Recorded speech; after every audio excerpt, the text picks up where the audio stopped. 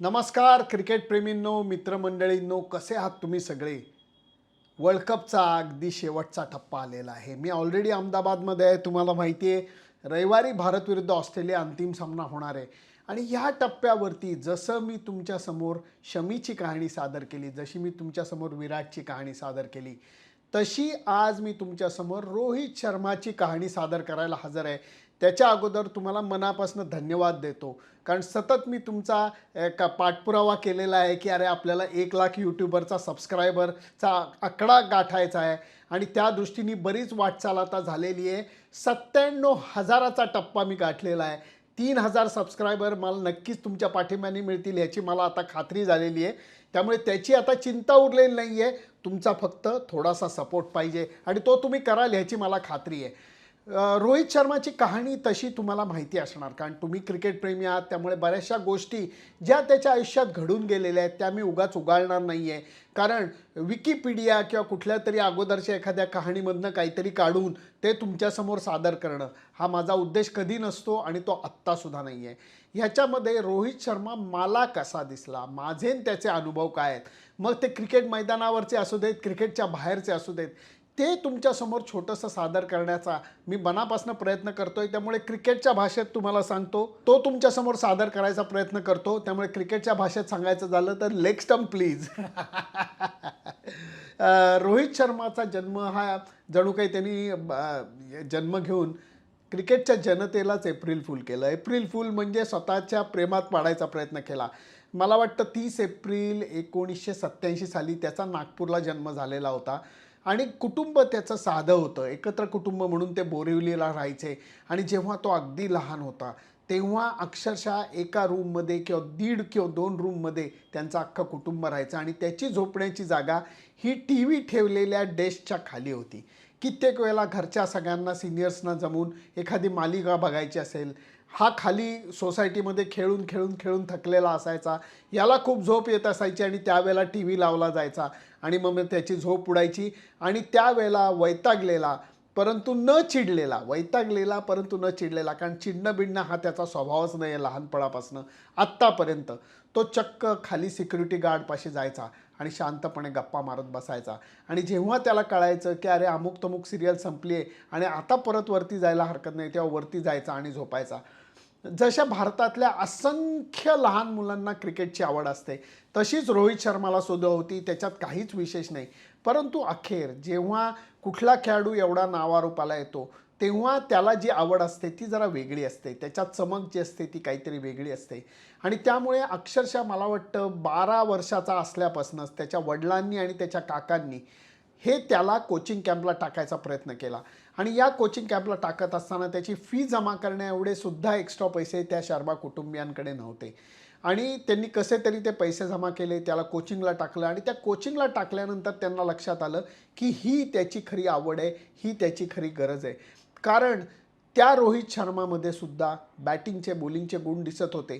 सुरुवातीच्या काळामध्ये दिनेश लाड नावाचे सर होते, हे तुम्हाला कदाचित माहिती असेल, की जे बोरिवलीला म्हणजे त्या भागामध्ये क्रिकेटचा कॅम्प चालवायचे. आणि दिनेश लाड सरांचं खूप चांगली गोष्ट अशी होती की ते साध्या घरातील मुलांना डेव्हलप करण्यासाठी, त्यांना सर्वतोपरी मदत करण्यासाठी जीवापाड प्रयत्न करायचे. जसं सचिन तेंडुलकरला आचरेकर सरांनी सांगितलं की शारदाश्रम शाळेमध्ये शिफ्ट हो आणि नंतर आपण क्रिकेटचं तुझं काय करायचं ते बघू, तीच गोष्ट दिनेश लाड सरांनी केली. पहिल्यांदा त्याला शिफ्ट केलं विवेकानंद, स्वामी विवेकानंद हायस्कूलमध्ये, कारण त्या शाळेमध्ये त्यांची थोडी ओळख होती. त्याला शाळेची फी म्हणा, शाळेचं क्रिकेट म्हणा, या सगळ्या गोष्टी अरेंज करण्याकरता दिनेश लाड सरांना शक्य होणार होतं. त्यांनी अजिबात वेळ घालवला नाही, याच्यातली गुणवत्ता बघितली, त्याला स्वामी विवेकानंद स्कूलमध्ये टाकलं आणि त्याच्यानंतर त्याच्या प्रशिक्षणावरती ते लक्ष द्यायला लागले. दिनेश लाड सरांनी रोहित शर्माला लहानपणी हा शब्द महत्त्वाचा आहे, लहानपणी घडवताना खूप मोठं योगदान दिलेलं आहे, खूप मोठे प्रयत्न केलेले आहेत. या रोहित शर्माचं सुरुवातीचं जे रूप होतं ते a bowler who can bat असं होतं. तो मुख्य ऑफ स्पिनर होता. छान शैलीदार पद्धतीने हात वर न टाकून तो छान ऑफ स्पिन टाकायचा. त्याच्या बॉलमध्ये तो असा बॉल टाकायचा नाही, तो असा बॉल टाकायचा. त्यामुळे त्याला हवेमध्ये बॉल सोडणं, फ्लाईट देणं आणि पडल्यानंतर वळणं हे त्याला नॅचरली होतं, ज्याला दिनेश लाड सरांनी अजून थोडीशी मदत केली मार्गदर्शन करून. त्याचबरोबर त्याला हे समजून दिलं की अरे बॅटिंगसुद्धा तेवढीच महत्त्वाची आहे, तुझ्या बॅटिंगमध्ये गुण दिसतात, असं करून त्याला बॅटिंगमध्ये सुद्धा खेचलं आणि त्याला योग्य मार्गदर्शन केलं. म्हणून लहानपणीच्या या जडणघडणीच्या प्रवासामध्ये दिनेश लाड सरांचा नक्कीच मोठा वाटा आहे. अंडर 19 जसं विराट कोहली, चेतेश्वर पुजारा, इशांत शर्मा आणि जडेजा हे एकत्र खेळले, तसाच रोहित शर्मासुद्धा अंडर 19चा भारतीय संघाचा मेंबर होता आणि तिथंसुद्धा त्यांनी चमक दाखवली होती. एक गोष्ट मुंबई क्रिकेटची मानायला लागेल, जेव्हा एखादा त्यांना खरा गुणवान खेळाडू दिसतो, त्यांना दिसतं की हा पुढं जाऊन खरोखर भारतासाठी खेळायला लायक असा खेळाडू आहे, त्याला मग वय बी बघत नाहीत, त्याची बॅकग्राऊंड जास्त बघत नाहीत, त्याला लगेच मुंबई क्रिकेट संधी देतं, थोडा मोठ्या खेळाडूंबरोबर खेळायची संधी देतं. तशीच संधी रोहित शर्माला अगदी लहानपणापासून मिळालेली आहे. 2006 साली म्हणजे 19 वर्षाचा वर्ल्ड कप खेळल्यानंतर लगेच त्याला तशी संधी मिळालेली आहे. आणि इतकंच नाही तर निवड समितीला सुद्धा कळत होतं की त्याच्या फलंदाजीची जी शैली आहे ती शैली बॅकफूटची जास्त शैली आहे. भारतामध्ये पाय पुढे टाकून पाटा विकेटवरती रन्स करणारे खूप बॅट्समन दिसतात, परंतु बॅकफूटवरती खेळणारे खेळाडू कमी असतात. हे निवड समितीला दिसल्यापासून निवड समितीने सुद्धा त्याकडे लक्ष ठेवलं आणि त्याला लवकरच भारतीय संघात सुद्धा घेतलं गेलं. त्याचा पहिला जो सामना होता तो आयर्लंड विरुद्ध होता. तो सामना मजेदार अशा अर्थाने झाला, रोहित शर्माचा अगदी डेब्यू वगैरे होता आणि त्यावेळेला तो बॅट्समन म्हणूनच भारतीय संघात आलेला होता, त्याला बॅटिंगच आली नाही. भारताने एक काहीतरी गडी गमावून सचिन तेंडुलकर लवकर आऊट झालेला होता, मला जेवढं आठवतं आहे त्याप्रमाणे. आणि त्याच्यानंतर जे बाकीचे 2 बॅट्समन होते त्यांनी धावांचं जेवण जेवलं, मॅच खलास करून टाकली. 170-75 रन हव्या होत्या, त्या आरामात करून टाकल्या. त्यामुळे रोहित शर्मा नुसता हात चोळत बसलेला होता. तरीही 2007च्या आणि 2007-08 साली जो ऑस्ट्रेलिया दौरा झालेला होता व्ही सिरीज, ज्यावेळेला भारतीय संघ ट्रान्झिशन स्टेजमध्ये होता, म्हणजे काय, धोनीच्या हातामध्ये कप्तानी दिली गेलेली होती, मंकी गेटचं प्रकरण झालेलं होतं आणि त्यावेळेला व्ही सिरीजच्या निमित्ताने भारतीय संघ परत एकदा घडवला जात होता. आणि हे घडवत असताना अगोदरसुद्धा रोहित शर्मा T20 वर्ल्ड कपच्या टीममध्ये होता. ही गोष्टसुद्धा विसरून चालणार नाही. महेंद्रसिंग धोनीचं त्याच्याकडे लक्ष होतं आणि त्यावेळेला 2007च्या सिरीजमध्ये हे कळून चुकलेलं होतं की याला संधी द्यायला पाहिजे, ह्या पोराच्यामध्ये गुणवत्ता आहे. आणि त्यावेळेला जी काही थोडी बॅटिंग बघितली होती ते बघून नॉर्मली पटकन कोणाचं कौतुक न करणाऱ्या इयान चॅपलनी त्यावेळेला सांगितलं होतं, भारताची मलाही गंमत वाटते, दरवेळेला कुणीतरी एक चांगला आणि मोठा खेळाडू त्यांच्या इथं मला घडताना दिसतो, रोहित शर्मामध्ये ती ताकद वाटते, असं इयान चॅपल त्यावेळेला म्हणालेले मला अगदी सुस्पष्ट आठवतात. त्यावेळेला एक गमतीदार किस्सा घडला होता, हा कदाचित मी ऑनलाईन तुम्हाला सांगितलेला असेल. रोहित शर्मा हा मेलबर्नला धोनीबरोबर बॅटिंग करत होता. व्ही सिरीजचा सुरुवातीच्यापैकी तो सामना होता आणि त्या सामन्यामध्ये भारतीय बॉलर्सनी कमाल केली होती. ऑस्ट्रेलियन टीमला, भल्या मोठ्या ऑस्ट्रेलियन टीमला रोखण्यात त्यांना यश आलेलं होतं. आणि भारतीय संघ जेव्हा विजयाच्या उंबरठ्यावरती होता तेव्हा धोनीनी रोहित शर्माला सांगितलं, आतनं ग्लोव्ज मागवण्याचं नाटक करून आजसुद्धा निरोप पाठवला की जिंकल्यानंतर कोणत्याही प्रकारचं सेलिब्रेशन करायचं नाही, शांतपणे ब्लँक नजरेनी शेखहँड करायचा, जास्त बघायचं सुद्धा नाही, जोरात हात सुद्धा दाबायचा नाही, ब्लँक शेखहँड करायचं, निघून जायचं. ह्याच्या मागं धोनीचं म्हणणं असं होतं की ऑस्ट्रेलियन टीमला हे कळलं पाहिजे की हा विजय हा अपसेट नाही. आता वारंवार ही भारतीय टीम ऑस्ट्रेलियन टीमला पराभवाचा धक्का द्यायला तयार झालेली आहे. त्यामुळे धोनी स्टाईल हे स्लेजिंग झालेलं रोहित शर्माला खूप आवडलेलं होतं. त्या सामन्यामध्ये तो धोनीसोबत नॉटआउट राहिलेला होता, मॅच त्यांनी जिंकून दिलेली होती आणि मगच तो आत आलेला होता. आणि त्याचबरोबर इंटरनॅशनल क्रिकेटमधला एक छोटासा ग्रहपाठ, एक धडासुद्धा त्याला धोनीबरोबर शिकायला मिळालेला होता. अर्थातच त्यावेळेला तो सचिन तेंडुलकरबरोबरही बॅटिंग करत होता आणि त्यामुळे त्याच्यातनं सुद्धा त्याला खूप शिकायला मिळालेलं होतं. रोहित शर्माची ती एक फार गंमत आहे की सुरुवातीच्या काळापासून त्याच्याकडे नजर असल्याने जे मोठे प्लेयर होते टीममध्ये ते त्याला मार्गदर्शनाकरता नेहमी तत्पर असायचे, नेहमी त्याला योग्य वेळी योग्य गोष्टींचा सल्ला द्यायचे. पण हे देत असताना त्याचं नॅचरल जे ॲग्रेसिव्ह इन्स्टिंक्ट आहे ते थांबवण्याचा कुणीही प्रयत्न केला नाही. मला अजून एक मोठा प्रसंग आठवतो जो त्याच्या दृष्टीने महत्त्वाचा होता. 2008-9 परत आकडेवारीच्या बाबतीत मी जरा गडबड करू शकतो, मला त्या बाबतीत माफ करा. बहुतेक 8-9चा तो रणजी मौसम होता. पहिल्यांदा रणजी ट्रॉफीची फायनल मॅच ही न्यूट्रल ठिकाणी म्हणजे हैदराबादला होत होती. सामना होता मुंबई विरुद्ध उत्तर प्रदेश आणि त्या उत्तर प्रदेश संघाच्या मध्ये भुवनेश्वर कुमारनी अप्रतिम बॉलिंग टाकली होती. मुंबईच्या टीमला बॅटिंग करत असताना त्यांनी अडचणीत आणलेलं होतं. मला वाटतं 4 आऊट 50 का 4 आऊट 55 स्कोर होता मुंबईचा आणि त्यावेळेला रोहित शर्मानी खास त्याच्या शैलीमध्ये आरामात बॅटिंग करून पहिल्या इनिंगमध्ये शतक ठोकलं होतं. दुसऱ्या काय शतक म्हणजे मोठं शतक, 100 नाही 150 धावा बहुतेक त्यांनी केल्या होत्या आणि टीमला योग्य 400 धावांचा टप्पा ओलांडून दिलेला होता. इतकंच नाही, सेकंड इनिंगला सुद्धा त्यांनी झटकीपट परत सेंचुरी केलेली होती आणि मुंबई टीमच्या विजयामध्ये त्यांनी वाटा उचललेला होता. दोन्ही इनिंगमध्ये सचिन तेंडुलकरला रन्स करता आल्या नव्हत्या. त्यामुळे ते झाल्यानंतर रोहित शर्मा जेव्हा भेटला होता सुरुवातीच्या काळामध्ये तेव्हा म्हटलं काय रे, एकीकडे तर बाकी बॅट्समनला रन जमत नव्हते, सचिनसारखा बॅट्समन आउट होता, तू दोन्ही इनिंगमध्ये सेंचुरी केली. सर काही तुम्ही बोलू नका, खूप केलं आहे त्यांनी क्रिकेटमध्ये, आता त्यांना काही करायची गरज नाही, करायची गरज मला आहे, इंडियन टीममध्ये मला यायचं आहे आणि जागा बनवायची आहे, असं त्यावेळेला तो गमतीने म्हणालेला होता. तेव्हापासनं रोहित शर्माबरोबर एक जे इन्फॉर्मल नातं आहे ते माझं हळूहळू तयार झालेलं होतं आणि ह्या गोष्टी आता आठवताना इतकी मजा वाटते तुम्हाला सांगतो की त्याच्या आयुष्यातले चढ उतारसुद्धा मला बघायला मिळालेले आहेत. कारण 2010 सालचा तो प्रसंग मी विसरणार नाही. एकीकडे त्याचा टेस्ट डेब्यू होणार होता. आदल्या दिवशी तो अक्षरशः इतका आनंदात होता कारण मला म्हणालेला होता, सर वन डे क्रिकेट खेळलो सर, T20 वर्ल्ड कपमध्ये पण मी यश काय आहे ते बघितलं, परंतु एक गोष्ट सांगू, माझी नेहमी एकच स्वप्नाची गोष्ट होती आणि ते म्हणजे भारताकरता कसोटी सामना खेळणं, पांढरे कपडे घालून भारतीय संघाकडनं खेळणं आणि उद्या ते माझं स्वप्न साकारत आहे. क्रिकेटमध्ये कोणाला कधी कसा फटका बसेल, क्रिकेट कोणाला कधी कडेवर घेईल, कधी कोणाला उगाचच थापड मारेल हे सांगता येत नाही. हे मी तुम्हाला खूप वेळा बोललेलो आहे. अक्षरशः त्याचंच उदाहरण त्या दिवशी बघायला मिळालं की सामना चालू व्हायच्या अगोदर अर्धा तास काहीतरी खेळत असताना त्याच्या पायाला दुखापत झाली, ज्याच्यामुळे रोहित शर्माचं पदार्पण झालं नाही. इतकंच नाही, चला पदार्पण झालं नाही, एक गोष्ट झाली, त्या दुखापतीचं स्वरूप इतकं त्रासदायक होतं की 2011 सालच्या वर्ल्ड कपमध्ये सुद्धा त्याला खेळता आलं नाही. नाहीतर म्हणायला गेलं तर माझ्या मते तो सुद्धा भारतीय संघाचा 100% एक मेंबर म्हणून पकडला गेलेला होता कारण त्या टीममध्ये तो बऱ्यापैकी एस्टॅब्लिश झालेला होता. त्याच्यानंतर जवळपास मला वाटतं 2-3 वर्ष 4 वर्ष त्याला थांबायला लागलं टेस्ट डेब्यू करायला.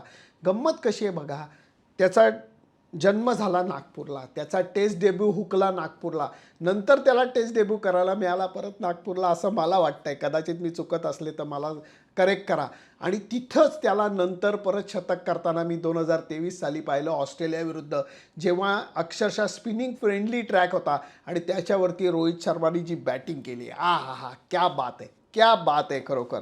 त्यामुळे हा जो नागपूरचा त्याचा काय म्हणतात त्याचं वेळ्या भोपळ्याचं जे नातं आहे, जन्मापासनं दुखापतीपासनं कॅप्टनपर्यंत भन्नाट सेंचुरीपर्यंत, या सगळ्याच गोष्टी मला बघताना खूप मजा आलेल्या आहे. रोहित शर्मा हा त्या मानाने नरमदिल आदमी आहे. तुम्हाला 1-2 किस्से मला जे आठवतात जे माझ्या स्वतःच्या अनुभवाचे आहेत. परत मला साल आठवत नाही.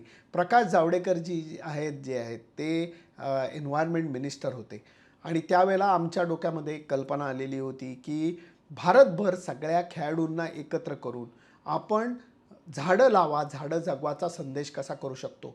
खरंच काहीतरी गेल्या जन्मीची पुण्य आहे की ज्या ज्या खेळाडूंना मी विनंती केलेली होती त्या सगळ्या खेळाडूंनी अक्षरशः म्हणजे क्षणार्धात होकार दिलेला होता. त्यामुळे सुशील कुमार, विराट कोहलीनी पंतप्रधान मोदीजींबरोबर सकाळी पहिलं झाड लावून सुरुवात केली होती.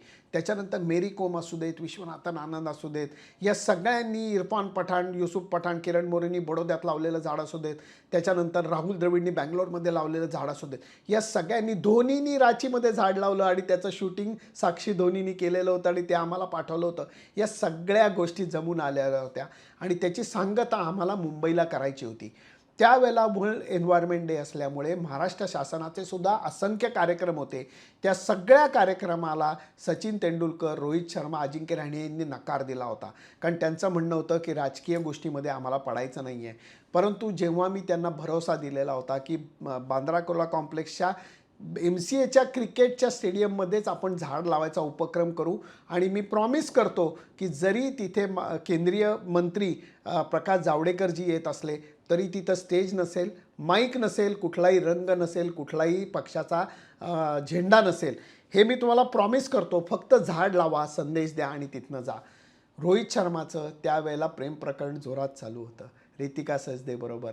रितिकाच्या हातात हात घालून तो आलेला मला आठवतं आहे आणि त्यावेळेला येऊन त्यांनी सचिन तेंडुलकरनी आणि अजिंक्य रहाणेनी मिळून प्रकाश जावडेकरजींबरोबर छान झाड लावलेलं होतं. ते झाड आता खरोखर मोठं झालेलं आहे. चाफ्याचं झाड त्यांनी लावलेलं होतं आणि त्यावेळेला जाताना तो म्हणाला होता, सर चांगली कामं करायला मलाही आवडतात तो, फक्त कित्येक वेळेला काय होतं माहिती आहे का, लोक चांगलं काम सांगतात आणि नुसतंच मग प्रसिद्धी करत बसतात.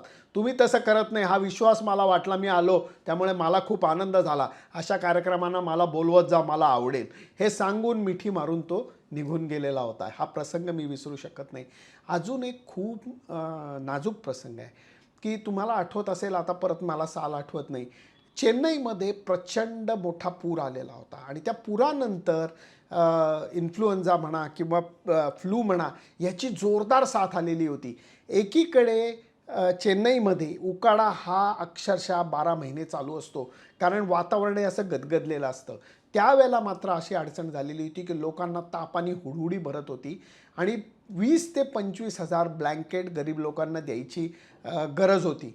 आणि त्यावेळेला तिकडचे आमचे स्नेही आहेत, मधा वसू नावाचा एक चॅरिटेबल ट्रस्ट आहे, त्यांनी आवाज दिलेला होता आणि त्यांनी आवाज देताना हे सांगितलं होतं की आपल्याला काही करता येईल का. कॉज मला योग्य वाटला म्हणून मी पटापट सगळ्या लोकांना मेसेजेस पाठवलेले होते. मग त्याच्यात धोनी होता, सचिन तेंडुलकर होता, माझा मित्र विक्रम साठे, गौरव कपूर, हर्षा भोगले, या सगळ्यांना मी मेसेजेस पाठवले. देवाची शपथ सगळ्या मित्रांनी होकार दिला, आपापल्या परीने मदत केली. आणि त्यावेळेला रोहितही मला म्हणाला होता, सर मला करायची खूप इच्छा आहे, फक्त प्रॉब्लेम काय आहे सर, माझं लग्न आहे, त्यामुळे मी आठवणीत ठेवायचा प्रयत्न करतो आणि मी तुम्हाला पाठवायचा प्रयत्न करतो. हे सगळं बोलणं झालेलं होतं आणि मी मनातनं ठरवलं होतं की अरे त्याचं लग्न जवळ आलेलं आहे, उगाच त्याला त्रास नको द्यायला, नंतर वाटल्यास त्याच्याकडनं आपण ही मदत घेऊ शकतो. रोहित शर्मा हा काही अर्थाने जरा विसराळू आहे, भुलक्कड आहे, तो भल्या भल्या गोष्टी विसरतो. असं विराट कोहलीसुद्धा स्टोरी सांगितलेली आहे, म्हणजे त्याची एंगेजमेंट रिंगसुद्धा तो विसरलेला आहे. विमानाचा प्रवास करतात असताना पुढच्या पॉकेटमध्ये हेडफोन्स विसरणं, चष्मा विसरणं, गॉगल विसरणं, या सगळ्या गोष्टी रोहित शर्मा वारंवार करत असतो आणि हे त्याच्या काही लक्षात राहत नाही. त्याचप्रमाणे तो खरोखर ही मदत त्याला करायची होती परंतु तो विसरलेला होता. लग्नाच्या दिवशी, बिलीव्ह मी, लग्नाच्या दिवशी सकाळी त्याचा मला फोन आला, हो सर सॉरी ती मदत करायची होती, मी विसरून गेलो, मी 5 मिनिटात करतो, तुम्ही राग मानू नका. अरे म्हटलं तुझं लग्न आहे, मी राग कशाला मानेन. लग्नाच्या दिवशी या पठ्ठ्यानी बँक ट्रान्सफर करून पैसे दिलेले होते ब्लँकेटसाठी, चेन्नईमधल्या लोकांच्या मदतीसाठी. ह्याला म्हणतात नरमदिल माणूस. आणि म्हणून या खेळाडूबद्दल जेवढं क्रिकेटर म्हणून प्रेम आहे तेवढंच मला माणूस म्हणून त्याच्याबद्दल जास्त प्रेम वाटतं. गोष्टी खूप सांगण्यासारख्या आहेत. जेवायला खायला अर्थातच त्याला खूप आवडतं, तो खूप डाएट पाळतो, अशातली गोष्ट नाही. परंतु खूप जणांचा हा गैरसमज आहे की रोहित शर्मा फिटनेसच्या बाबतीत लक्ष देत नाही. कित्येक खेळाडू असे आहेत, त्यांच्याबद्दल मला अजिबात राग लोभ काही नाही आहे, कारण प्रत्येकाची आवड निवड असते की जे फिटनेसच्या बाबतीत आपण जागरूक असल्याचं करतातसुद्धा, दाखवतातसुद्धा. रोहित शर्मा हे दाखवत नाही. परंतु दरवेळेला जेव्हा जेव्हा मी क्रिकेटचा सराव बघायला मैदानावरती गेलो आहे तेव्हा माझी कावळ्याची नजर असते. त्या वेळेला रोहित शर्मा स्वतःची बॅटिंग करून कोणाला नाही सांगून असा लपक झपक, म्हणजे असा आळशी वृत्तीने इकडून तिकडे जाताना दिसतो. मी एकदा त्याचा पाठलाग केला होता ब्रिस्बेनला, आणि ब्रिस्बेनला पाठलाग केल्यानंतर मला हे दिसून आलं, यांनी बॅटिंग केली, ग्राउंडमध्ये कॅचेस वगैरे पकडले आणि नंतर तो प्रॅक्टिस ग्राउंडमधनं ब्रिस्बेनला आज जायला निघाला. सगळ्यांना पत्रकारांना वाटलं की झाली याची प्रॅक्टिस, हा चालला आज जाऊन या पठ्ठ्यानी अर्धा तास रनिंग बिटवीन द विकेटची प्रॅक्टिस केली होती. दर थोड्या वेळाने तो 3 रन पळायचा, थांबायचा, परत 2 रन पळायचा तर परत थांबायचा, परत चिकी सिंगल जोरात पळायचा, थांबायचा, त्याच्या पाठोपाठ परत 3 रन पळायचा, थांबायचा. असं विश्रांती साधारणपणे 7 ते 8 मिनटं, परंतु 22 ते 23 मिनटं तो रनिंग बिटवीन द विकेटशी helmet, gloves, thigh pad, pad, bat हे सगळं घालून तो प्रॅक्टिस करत होता. ती प्रॅक्टिस करून झाल्यानंतर मी नेहमीप्रमाणे थांबलेलो आणि मी थांबल्यानंतर काय रे म्हटलं, रोहित एवढी प्रॅक्टिस तू करतो? सर मेहनत केल्याशिवाय काय होतं का? फक्त मला त्याच्यात विशेष काय वाटत नाही. करायचं असलं तर तुम्ही गुपचूपही करू शकता आणि मला बॅट्समन म्हणून हे केलं नाही. मला काय सारख्या बाउंड्रीज आणि सिक्सर मिळणार आहेत का? नाही, मला ह्या रन्स पळून काढण्याचंही केलं पाहिजे. आणि त्यावेळेला रोहित शर्मानी एक फटाका 150 रन्स या ऑस्ट्रेलियामध्ये केल्या होत्या. आणि त्याच्यानंतर मी त्याला पत्रकार परिषदेमध्ये प्रश्न विचारला होता की रोहित टॅलेंटेड प्लेअर म्हणतात, तुला काय वाटतं याच्याबद्दल? तेव्हा त्यांनी छान उत्तर दिलेलं होतं. ते उत्तर सापडलं तर हा तो चंक म्हणून तुम्ही बघू शकता. नाही झालं तर माझं बोलणं तुम्ही ऐका. तो म्हणला होता, अहो सर छोटासा दूर से आहे रोहित फ्लुएंट नाही माझं मराठी. नो प्रॉब्लेम, जसं आहे तसं बोललो.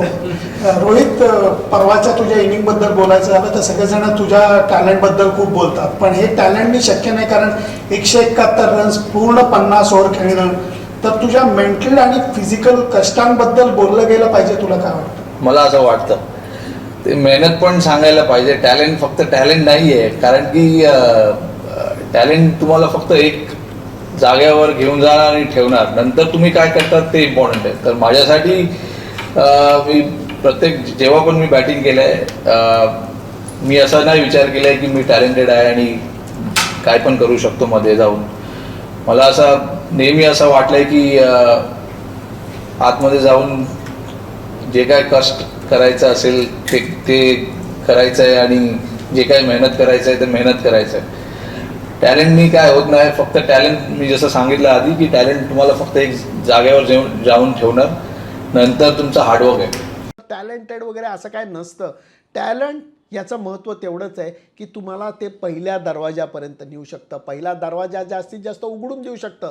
त्याच्यापुढे तुमची सगळी मेहनतच असते हो, त्याच्यापुढे तुमची सगळी लगनच असते. ती जर का तुम्ही केली नाही तर त्या टॅलेंटचा काही उपयोग नाही. अखेर टॅलेंटपेक्षा मेहनतीलाच महत्त्व आहे, असं रोहित शर्मानी त्यावेळेला मराठीमध्ये उत्तर देत असताना ऑस्ट्रेलियात सांगितलेलं होतं.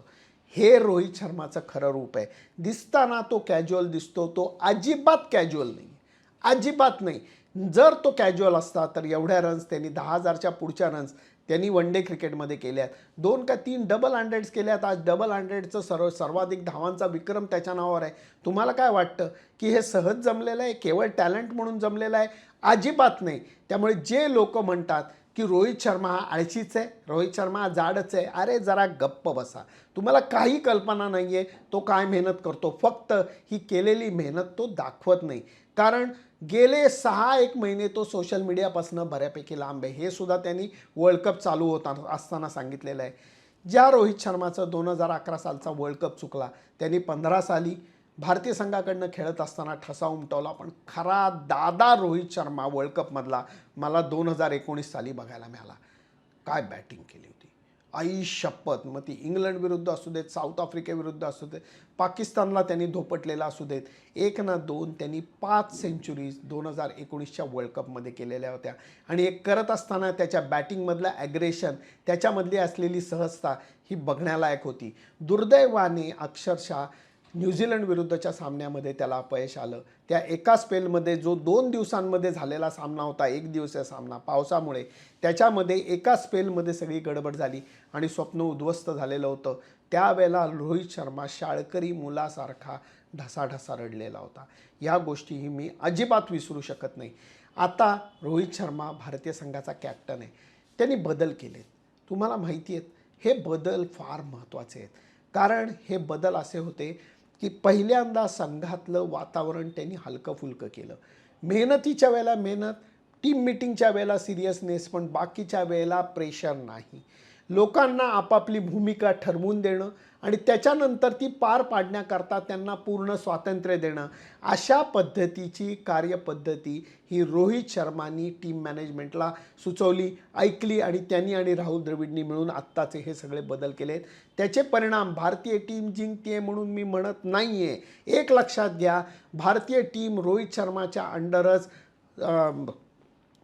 याच्या दुबईमध्ये अक्षरशः मोठ्या पराभवाला सामोरे गेलेली होती, जेव्हा आपल्याला शाहीन शाह आफ्रिदीने आऊट काढलं आणि त्याच्याचबरोबर नंतर पाकिस्तानच्या ओपनिंग बॅट्समननी नॉट आऊट रन्स केल्या. तीच गोष्ट T20 वर्ल्ड कपला ऑस्ट्रेलियामध्ये झाली, जेव्हा आपण खूप चांगले खेळून नंतर इंग्लंडसमोर आपण योग्य खेळ करू शकलो नाही. इंग्लंडनी नॉट आऊट ती मॅच मारली. हे सगळे पराभव रोहित शर्मानी पचवलेले आहेत, हे तुम्ही विसरू नका. आणि त्यावेळेला त्यांनी ठरवलेलं होतं की संघाच्या मनामध्ये विचारांमध्ये बदल करण्याची गोष्ट आहे. जर आपल्याला असा खेळ केला तर कुणी उभं करणार नाही. आपल्याला ॲग्रेसिव्हलीच खेळायला लागेल, मन मोकळंच खेळायला लागेल, यश अपयशाची चिंता न करता खेळायला लागेल. आत्तापर्यंतच्या खेळामध्ये तो बेधडकपणा हा रोहित शर्मानी बोलून नाही करून दाखवलेला आहे. एक लक्षात घ्या, गेल्या वर्ल्ड कपमध्ये 5 सेंचुरीज करणाऱ्या रोहित शर्माला ह्या वर्षीच्या याच्यामध्ये चांगली सुरुवात करून देऊन नंतर तो आऊट झाला आहे. पण ही जी सुरुवात केली आहे त्याच्याबद्दल नासिर हुसेनचं काय म्हणणं आहे हे तुम्ही ऐका. कारण नासिर हुसेन म्हणालेला आहे की तुम्हाला दिसताना सेमीफायनल जिंकल्यानंतर हेडिंग शमीचं असेल, हेडिंग श्रेयस अय्यरचं आणि 50वे विक्रमी शतक करणाऱ्या विराट कोहलीचं असेल, पण या भारतीय संघाच्या बदलासाठी मुख्य कारणीभूत आहे तो रोहित शर्मा, जो बोलून नाही तर लीड बाय एक्झाम्पलनी करून दाखवतोय. हे नासिर हुसेनचं म्हणणं आहे, माझं नाही. ही लोक कोणाचंही कौतुक उगाच करत नाहीत, हे लक्षात घ्या. त्यामुळे रोहित शर्मानी केलेले बदल हे जग बघतंय, अर्थातच आपल्यालाही बघायला मिळत आहे. आत्ताच्या घडीला रोहित शर्मा एका फार छान स्टेट ऑफ माइंडमध्ये आहे. आगे भी जाने न तू, पीछे भी जाने न तू, जो भी है बस यही एक पल है, या गाण्याला धरून तो इंडियन टीमला जगायला खेळायला शिकवतोय. 9 साखळी सामन्यातले विजय मागे गेले, सेमीफायनलमधला विजय मागे गेला. काय झालं काय नाही थोडंसं त्यातनं शिकायचं, पुढं सरकायचं, फक्त पुढच्या मॅचचा विचार करायचा. तो सुद्धा अंतिम सामना भारत विरुद्ध ऑस्ट्रेलिया म्हणून नाही. आत्तापर्यंत कुठल्या गोष्टी भारतीय संघाने केल्या ज्याच्यामुळे यश मिळालं त्याच गोष्टी रिपीट करायचा प्रयत्न करायचा. जास्त बदल करायचे नाहीत, जास्त विचार करून डोक्याचं दही करायचं नाही, हे रोहित शर्माचं म्हणणं आहे. आणि तो बोलत नाही आहे तर ते स्वतः करून दाखवतोय. कदाचित या स्पर्धेमध्ये सर्वाधिक धावा करणाऱ्यांच्या यादीमध्ये रोहित शर्मा नसेल, कदाचित या स्पर्धेमध्ये सर्वाधिक शतक त्याच्या नावावरती ऑलरेडी नाही आहेत, कारण बाकीच्या खेळाडूंनी खूप वेगळी उंची गाठून दाखवली आहेत. परंतु विराट कोहलीचा जबरदस्त फॉर्म, श्रेयस अय्यरला मिळालेली त्याची साथ आणि त्याच्याबरोबर रोहित शर्मानी केलेली जबरदस्त सलामी, याच्यामुळे भारतीय संघ सातत्याने मोठा स्कोर उभारते. हे स्वतः राहुल द्रविडनी मान्य केलेलं आहे की Rohit opens up the game, हे त्याचं वाक्य होतं प्रेस कॉन्फरन्समधून. Rohit opens up the game and then other players follow the notch, असं रोहित शर्माच्या बाबतीत म्हणणं होतं. आणि त्याच्या कॅप्टनशिपबाबत कौतुक करत असतानाच ही गोष्ट राहुल द्रविडनी सांगितलेली होती. आता शेवटचा टप्पा आलेला आहे. एकच गोष्ट मी शेवटची तुम्हाला सांगतो, जर कुठल्या कॅप्टनला माणूस म्हणून यश मिळावं असं वाटत असेल तर मनापासून सगळ्यांना वाटतं की रोहित शर्माला मिळावं, कारण हा चांगला खेळाडू आहे, तसा चांगला माणूससुद्धा आहे, नरम हृदयाचा आहे, चांगला हसरा खेळकर विनोदी स्वभावाचा. त्याच्या प्रेस कॉन्फरन्स बघा म्हणजे तुम्हाला कळेल किती सहजी तो उत्तर देतो, चेहऱ्यावरती हास्य असतं, सगळ्यांना खेळीमेळीच्या वातावरणात ठेवतो. जर ही गोष्ट तो पत्रकार परिषदेमध्ये करत असतो तर तेवढा केवढा दंगा तो खरोखर ड्रेसिंग रूममध्ये करत असेल, याचा विचार केलेला बरा. कारण आत्ताच्या घडीला तो भारतीय संघाचा कप्तान आहे, तसा सगळ्या खेळाडूंचा जीवलग मित्र आहे. सपोर्ट करायला, खंबीरपणे मागं उभं राहायला, कुठलंही प्रेशर न देण्याच्या बाबतीत रोहितनी वेगळी उंची कप्तान म्हणून गाठून दाखवलेली आहे. मग ते शमीला आत्ता खेळण्याची गोष्ट असू देत, कुलदीप यादवच्या मागे भक्कमपणे उभं राहणं असू देत, किंवा श्रेयस अय्यरला सुरुवातीच्या काळात अपयश येऊनसुद्धा त्याला कुठलीही गोष्ट न बोलता त्याच्या पद्धतीने खेळायची देणारी मुभा असू देत, या सगळ्या गोष्टी कॅप्टन रोहित शर्मानी वेगळ्या विचारांनी करून दाखवलेले आहेत. म्हणून फिंगर्स क्रॉस रविवारी या सगळ्या गोष्टीचा सुखद शेवट हो, हीच आपल्या सगळ्यांची मनोकामना आहे. म्हणून रोहित शर्माच्या अंडर जर का भारतीय संघाने वर्ल्ड कप जिंकला तर ती त्याला मानवंदना ठरेल आणि त्याच्याकरता तो 100% लायक आहे, असं माझं मत आहे. तुमचं मत काय आहे मला जरूर कळवा. फक्त त्याच्याकरता माझं Facebook page, Instagram channel, YouTube channel like, share आणि सबस्क्राईब करायला विसरू नका. 3,000 सबस्क्रायबर राहिलेत. एकत्र जसे भारतीय बॅट्समन बॅटिंग करतायत, रन जमा करतायत, तसे 3,000 सबस्क्रायबर एकत्र धावा काढून आपण सहजी परत करू, ही मला खात्री आहे. त्यामुळे आता प्रतीक्षा रविवारची. तुमची मतं काय आहेत रोहित शर्माबद्दल आणि या मांडलेल्या माझ्याशा छोटीशा कहाणीबद्दल मला जरूर कळवा. त्याच्याकरता संवाद चालू ठेवा. Bye bye.